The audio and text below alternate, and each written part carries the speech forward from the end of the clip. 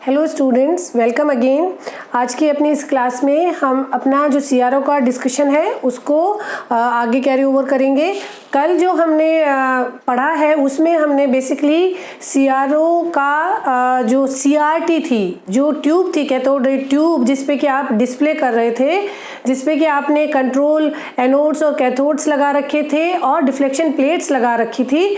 तो हमने पढ़ा था सीआरटी। सीआरओ का जो हमने सबसेक्शन पढ़ा वो हमने पढ़ा सीआरटी की सीआरटी के कैसे कैसे पार्ट्स हैं, किस किस तरह से उनको आप क्या क्या कंट्रोल सिग्नल देते हैं और उन कंट्रोल सिग्नल का कंक्लूजन आपको किस तरह से डिस्प्ले दिखाई देता है। तो आज हम पढ़ रहे हैं कि ये जो सीआरटी है उसके साथ बाहर सर्किट में किस तरह से कनेक्शन होता है और कंप्लीट सीआरओ का बेसिक ब्लॉक डायग्राम कैसा बनेगा। तो हमने इसके लिए हम उसके जो हमारा सीआरओ के बेसिक सर्किट्स हैं उनको स्टेप बाय स्टेप और वन बाय वन करके डिस्कस करते हैं, ताकि हम कंप्लीट सीआरओ का डायग्राम कैसे बना और उसमें क्या क्या कंट्रोलिंग फीचर्स आपका एक रोल प्ले करेंगे उसको डिस्कस करते हैं। तो कल हमने ये पढ़ा था कि जो हमारा सीआरओ है उसकी हमने सीआरटी पे डिस्प्ले के लिए आप हॉरिजॉन्टल प्लेट्स पे क्या देते हैं, टाइम बेस्ड सिग्नल देते हैं, एक स्वीप सिग्नल देते हैं। और ये जो स्वीप सिग्नल है ये बीम को लेफ्ट टू राइट एक कांस्टेंट स्पीड से मूव करवाता है। जो सिग्नल आपको स्टडी करना है वो आपने वर्टिकल प्लेट पे दिया, वो उसको वर्टिकल डिफ्लेक्शन देते हैं। और फाइनली आपको जो सिग्नल स्टडी करना था वो आप सीआरओ की स्क्रीन पे देख पाते हैं। और फिर उसके बाद में हमने पढ़ा कि क्या डिफ्लेक्शन सेंसिटिविटी रहेगी, मींस आप डिफ्लेक्शन प्लेट पे सिग्नल दे रहे हैं, उसके रेस्पॉन्स पे जो इलेक्ट्रॉन बीम है वो कितनी डिफ्लेक्ट होगी और किस तरह से आपको एक बहुत ही फाइन और बहुत ही ब्राइट जो है डिस्प्ले स्क्रीन पे मिल जाएगा। तो हमने पढ़ लिया था construction CRT as well as CRO की डिफ्लेक्शन सेंसिटिविटी। उसके कंक्लूजन में अगर हम आगे मूव ऑन करें तो हम ये देखते हैं कि display intensity of CRO depends on, ठीक है, जो आपका डॉट बना है, जो आपका पॉइंट बना है, जो आपके फोटोन एमिशन से आपको एक विजिबल डॉट दिखाई दे रहा है जो जनरली येलो और ग्रीन कलर का होता है, वो कितना ब्राइट होगा वो किस पे डिपेंड करता है। पहला जो हम सीआरओ के बेसिक सर्किट में पहला जो सेक्शन हम डिस्कस कर रहे हैं वो है डिस्प्ले इंटेंसिटी किस किस पे डिपेंड करती है। इसका नंबर 1 पॉइंट है कि depends on number of electrons पर सेकेंड, कितने नंबर ऑफ इलेक्ट्रॉन्स पर सेकेंड की स्पीड से स्क्रीन पे स्ट्राइक हो रहे हैं, ठीक है, उसी के हिसाब से आपका जो डिस्प्ले है वो ब्राइट होगा, ठीक है। तो इसे आप ये बोल सकते हैं कि नंबर ऑफ इलेक्ट्रॉन पर सेकेंड का मतलब बीम करंट, इलेक्ट्रॉन बीम, जो आपकी ये बीम करंट, जो इलेक्ट्रॉन बीम जनरेट हो रही थी उस बीम करंट की वैल्यू पे आपका डिस्प्ले जो है वो उसकी इंटेंसिटी डिपेंड करेगी। तो ये कहाँ से हमने डिसाइड किया था, इसके लिए इसको वेरी करने के लिए हमारे पास कंट्रोल ग्रिड था, उस पे पोटेंशियल चेंज करके आप अपने सिग्नल की इंटेंसिटी जो है वो वेरी कर सकते हैं। फिर उसके बाद में एक है energy of electrons striking over the screen, किस एनर्जी के साथ वो स्क्रीन पे स्ट्राइक कर रहा है, क्योंकि स्क्रीन पे जो हमारा फॉस्फर मटेरियल था उसमें बेसिकली एनर्जी एक्सचेंज प्रोग्राम ही होता है। आपका जो काइनेटिक एनर्जी के साथ इलेक्ट्रॉन है वो स्ट्राइक करता है और फोटोन के रूप में आपकी एक विजिबल लाइट के फॉर्म में एनर्जी एमिट होती है और वहां पे आपके सेकेंडरी इलेक्ट्रॉन भी जनरेट हो सकते हैं to balance the energy equation. तो किस एनर्जी के साथ वो स्ट्राइक कर रहा है वो भी डिसाइड करेगा कि कितना वेलोसिटी का या कितनी इंटेंसिटी का या किस नंबर ऑफ जो फोटोन्स हैं वो कितने एमिट हुए हैं। तो उस एनर्जी को हम कैसे कंट्रोल करते हैं, एक्सेलरेशन वोल्टेज से। तो हमारा जो सेकेंड कंट्रोलिंग पैरामीटर हो गया है वो है एक्सेलरेशन, जो आपने पोटेंशियल अप्लाई किया था। पहला क्या था, बीम करंट, ठीक है, ये हम किसी तरह से कंट्रोल ग्रिड से रेगुलेट करते थे। ये आपका पोटेंशियल हो गया जो आपने एक्सेलरेशन एनोड पे लगाया है। फिर उसके बाद एक और फीचर आता है कि time for which electron beam remains at one point on the screen. यहाँ पे ये है कि अगर आपकी जो बीम है वो बीम कितने टाइम के लिए एक ही स्पॉट पे स्क्रीन पे रह रही है वो भी डिसाइड करता है कि कितना इंटेंस डिस्प्ले होगा। अगर आपका जो सेम पॉइंट पे बीम के रुकने का टाइम ज़्यादा है तो नंबर ऑफ एमिटेड फोटोन्स जो है वो ज़्यादा होंगे और आपको ब्राइट डिस्प्ले दिखाई देगा। और इसी के रिवर्स में अगर आपकी जो बीम है वो बहुत फास्ट स्पीड से मूव कर रही है तो जो इंटरेक्शन है, जो इलेक्ट्रॉन का और जो फॉस्फोर मटेरियल के इंटरेक्शन का टाइम कम हो जाएगा, एमिटेड फोटोन भी कम हो जाएंगे और आपको बहुत ही लाइट इंटेंसिटी का लेस ब्राइटर डिस्प्ले दिखाई देगा। तो यहाँ पे कितनी देर तक आपकी बीम एक पॉइंट पे रही वो भी एक कंट्रोलिंग फैक्टर है और ये किससे डिसाइड होती है? स्वीप स्पीड से। स्वीप स्पीड, किस स्पीड से आपकी जो बीम है वो लेफ्ट टू राइट मूव कर रही है। स्वीप स्पीड का मतलब आप उसे दूसरे तरीके से बोल सकते हैं कि जो हॉरिजॉन्टल वोल्टेज है उसकी क्या फ्रीक्वेंसी है, आपने जो टाइम बेस्ड सिग्नल जनरेट किया है उसकी क्या फ्रीक्वेंसी है। ये जो फ्रीक्वेंसी है बेसिकली वोल्टेज जो आपका वर्टिकल प्लेट पे वोल्टेज होता है उससे ट्रिगर किया जाता है, ठीक है। तो ये सारे पैरामीटर्स आप इसको जनरलाइज मैनर में ये बोल सकते हैं कि इनपुट सिग्नल की फ्रीक्वेंसी भी डिसाइड करती है कि डिस्प्ले कितना ब्राइट होगा। हाई फ्रीक्वेंसी के सिग्नल को जब आप स्टडी करना चाहते हैं सीआरओ पे तो इंटेंसिटी और ब्राइटनेस का भी एक जो इशू है वो जनरेट हो जाता है और आपको उसको भी कंपनसेट करना होगा, एडजस्ट करना होगा, ठीक है। उसके बाद जो चौथा गवर्निंग फैक्टर है इंटेंसिटी को, that is characteristics of phosphor material. आपने कौन सा फॉस्फोर मटेरियल की कोटिंग की है स्क्रीन के अंदर वो भी डिसाइड करता है। जनरल पर्पस के लिए जो हम काम में लेते हैं दैट इज P31। ये मटेरियल है जो आपको लैब में और जनरल पर्पस सीआरओ में काम में आता है। ये बेसिकली ह्यूमन आई के रिस्पॉन्स का जो मैक्सिमम स्लॉट है उसके हिसाब से डिज़ाइन किया गया है और ये येलो ग्रीन कलर का डिस्प्ले। आप अगर कोटिंग जो है वो अलग अलग मटेरियल की करेंगे तो आपको अलग अलग कलर का डिस्प्ले भी दिखाई देगा। जनरल पर्पस मटेरियल काम में आता है P31 जो yellow green display colour range में डिस्प्ले आपको करके दिखाता है। तो यहाँ पे आपका ये समरी हुई कि इंटेंसिटी को कंट्रोल कैसे करेंगे और उसके लिए आप किस किस सिग्नल को वेरी करके अपनी इंटेंसिटी को रेगुलेट कर सकते हैं। दूसरा सीआरओ का जो पार्ट है बेसिक, उसमें एक सर्किट लगा होगा, वो होगा टाइम बेस्ड जनरेटर। हमने पढ़ा था कि हॉरिजॉन्टल प्लेट पे आपका एक स्वीप जनरेटर सर्किट जुड़ा हुआ होता है। स्वीप को अगर आप आज डिटेल में समझें तो इस तरीके का एक सिग्नल होगा जो कंटिन्यूअसली इंक्रीज हो रहा है। जैसे जैसे हॉरिजॉन्टल प्लेट पे वोल्टेज इंक्रीज होगा वैसे वैसे आपकी बीम डिस्प्ले करेगी। अगर आप 1 वोल्ट देंगे तो अपने रेफरेंस से 1 mm वो डिफ्लेक्ट होगी हॉरिजॉन्टल लेवल पे। 2 वोल्ट देंगे तो 2। आप चाहते हैं कि लेफ्ट से राइट कंटिन्यूअसली चले तो आपको धीरे धीरे उसका डिफ्लेक्शन वोल्टेज बढ़ाना होगा तो आपकी बीम मूव कर लेगी।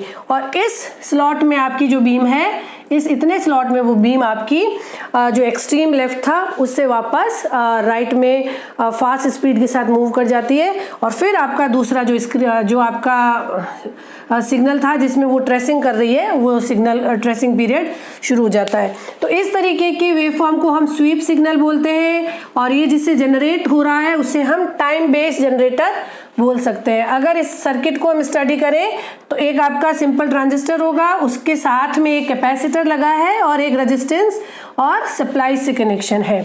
जब आप कुछ भी इसमें इनपुट नहीं दे रहे हैं तो इस रेजिस्टेंस के थ्रू आपका कैपेसिटर अपनी एक RC टाइम कांस्टेंट की रेट से चार्ज हो रहा है आर के थ्रू, है ना। अगर आपने कहीं कुछ भी इनपुट नहीं दिया तो ये चार्ज हो रहा है और वी आउटपुट ग्रेजुअली बढ़ रहा है, ठीक है। वी आउटपुट ग्रेजुअली आपका बढ़ रहा है।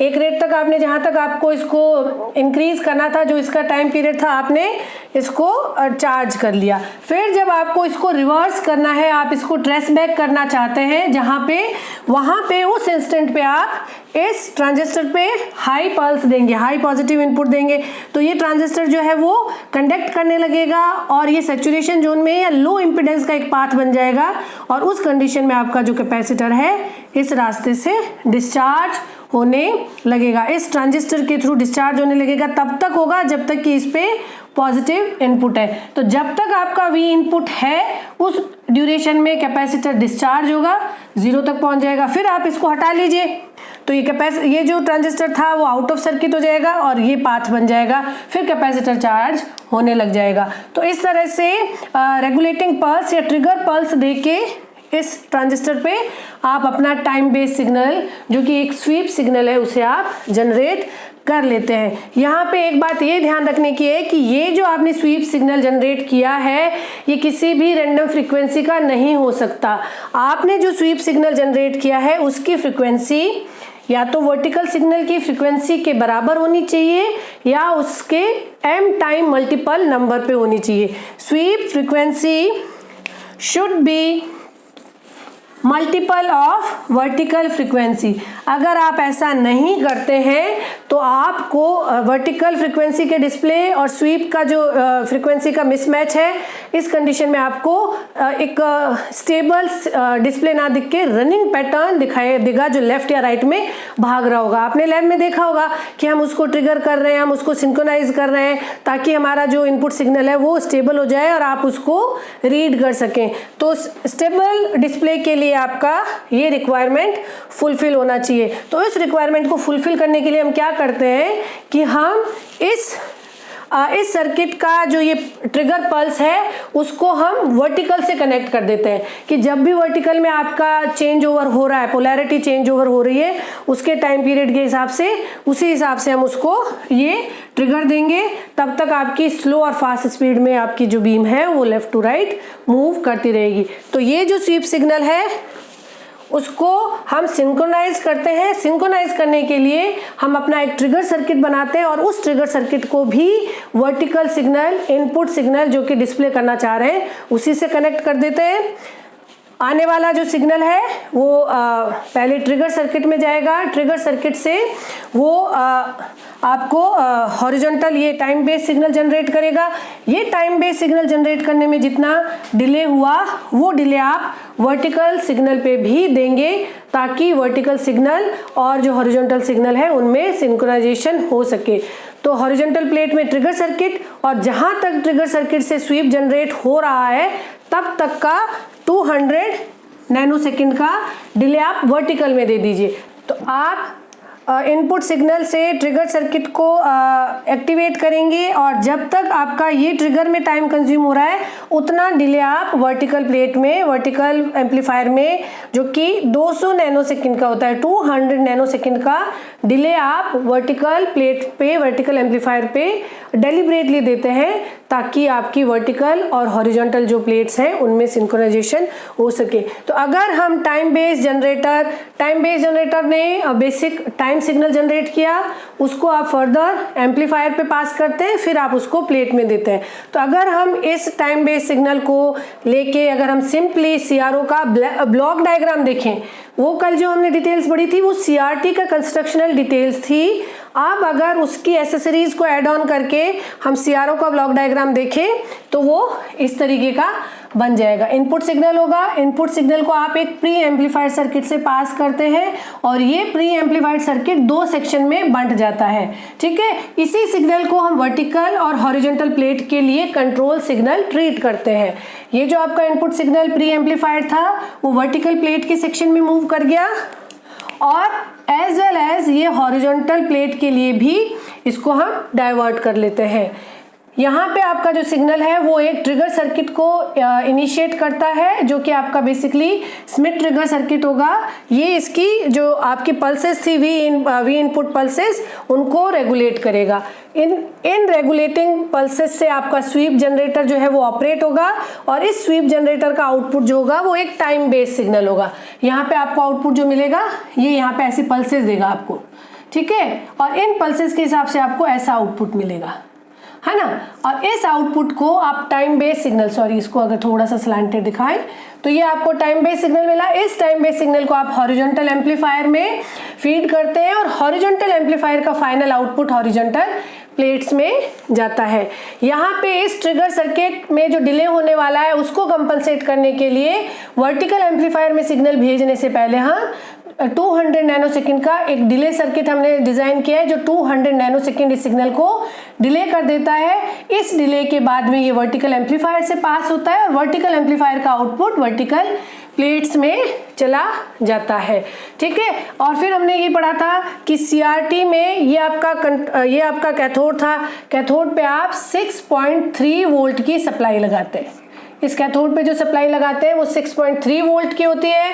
फिर उसके बाद में ये आपका कंट्रोल ग्रेड, ये दोनों आपके एक्सेलेटिंग एनोड्स थे, प्री एक्सेलेटिंग एनोड और एक्सेलेटिंग एनोड, और ये आपका फोकसिंग एनोड था। इन सबको आप वोल्टेज सप्लाई दे रहे हैं। कंट्रोल ग्रिड पे हमने नेगेटिव सप्लाई दी थी, तो ये -VCC की तरफ कनेक्टेड है, और ये आपका फोकसिंग जो है वो आपका यहाँ पे कनेक्टेड है, और ये प्री एक्सेलेटिंग और एक्सेलेटिंग जो है वो आपके मैकेनिकली कनेक्टेड है। तो ये आपने आप +VCC जिन पे वेरी हाई पॉजिटिव सप्लाई होती है। तो ये आपका एक वोल्टेज डिवाइडर सर्किट है जो +VCC और -VCC को होल्ड कर रहा है, और इसमें वोल्टेज डिवीजन मेथड से आप कंट्रोल ग्रिड को, फोकसिंग एनोड को और एक्सेलेशन एनोड जो है उनको सप्लाई प्रोवाइड कर रहे हैं। इनको वेरी करके आप इन पे दिया जाने वाला कंट्रोल सिग्नल वेरी कर सकते हैं, जो कि हमने कल के अपने प्रीवियस वीडियो में पढ़ा था। यहाँ पे जो आपका वर्टिकल एम्पलीफायर है वो एक हाई बैंडविड्थ का, हाई गेन का एम्पलीफायर होना चाहिए, क्योंकि इसे वेरिएबल इनपुट सिग्नल को स्टडी करना है। तो ये इस high frequency, high bandwidth, high gain के एम्पलीफायर का बेसिकली कई बार आपसे पूछा जाता है कि इसका rise time into bandwidth should be 0.35। इसे बोलते हैं गेन बैंडविड्थ प्रोडक्ट जो है वो उसकी मैन्युफैक्चरिंग के वक्त ही डिसाइड हो जाती है। तो ये एम्पलीफायर जो है वो गेन बैंडविड्थ कांस्टेंट जो है वो एक होल्ड करता है, और अब आपको एडजस्ट करना पड़ेगा कि हाई गेन चाहिए तो उसकी जो ऑपरेटिंग बैंडविड्थ है वो आपको कॉम्प्रोमाइज करनी पड़ेगी, कम हो जाएगी। ये वर्टिकल एम्पलीफायर की स्पेसिफिकेशंस हो गई। यहाँ पे वर्टिकल जो प्लेट्स है उनकी सेंसिटिविटी 2.3 वोल्ट पर सेंटीमीटर होती है, और हॉरिजॉन्टल प्लेट्स की सेंसिटिविटी 3.7 वोल्ट पर सेंटीमीटर है। इन दोनों को स्टडी करें तो हाईली सेंसिटिव क्या है? हाईली सेंसिटिव आपकी वर्टिकल डिफ्लेक्शन प्लेट्स है, ये कम वोल्टेज पे ज़्यादा डिस्प्ले दिखाती है। ऐसा इसलिए अगेन कि ये तो आपका एक कांस्टेंट, ऑलमोस्ट कांस्टेंट सिग्नल है, इसमें अगर आप लो सेंसिटिविटी भी इंक्लूड करेंगे तो ये एडजस्ट हो जाएगी। यहाँ पे आपको जो मार्जिन है, margin to study the variety of signal, वो आपका रेंज जो है वो ज़्यादा होता है, तो आपको हाई सेंसिटिविटी की वर्टिकल डिफ्लेक्शन प्लेट्स को डिजाइन करना होता है। तो ये आपका हो गया है सिंपल ब्लॉक डायग्राम, जो CRT के साथ डिफरेंट जो कंपोनेंट्स हैं वो कैसे जुड़े होंगे, कैसे CRO बेसिकली बन जाएगा। एक नेक्स्ट जो CRO का एक बहुत बेसिक एलिमेंट है जो बहुत इंपॉर्टेंटली पूछा जाता है, दैट इज CRO प्रॉब्स।